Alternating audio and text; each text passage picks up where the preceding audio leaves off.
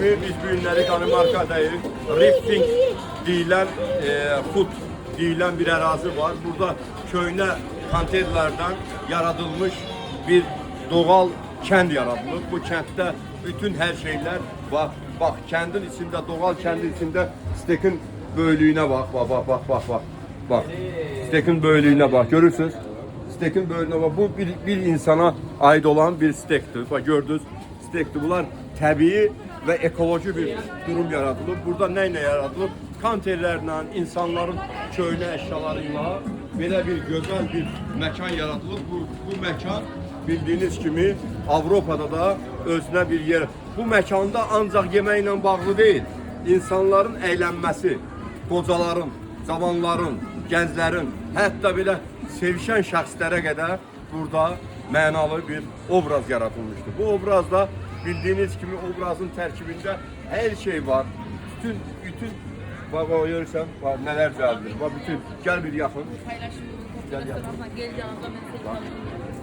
Bak görürsünüz, kartoşkanın üzerine pendir vurulur.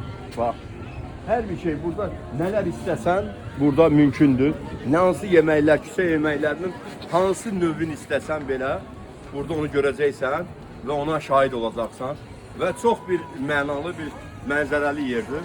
Biz də üst tutduq burada mənalı mənzərəli yerdə.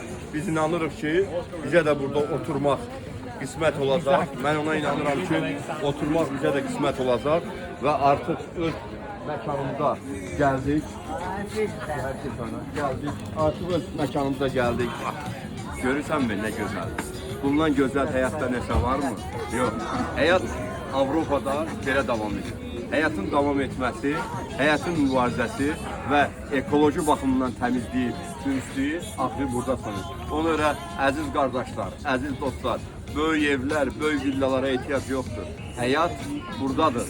Həyat bu bizim doğulduğumuz necə kətdə, köydə, təbiətdədir. Ona görə gəlin hər birimiz öz təbiətimizi qoruyaq. Bizler de bunları öz ölkəmizdə yaradaq ki, insanlar üçün əylənməyə böyük bir yer olsun.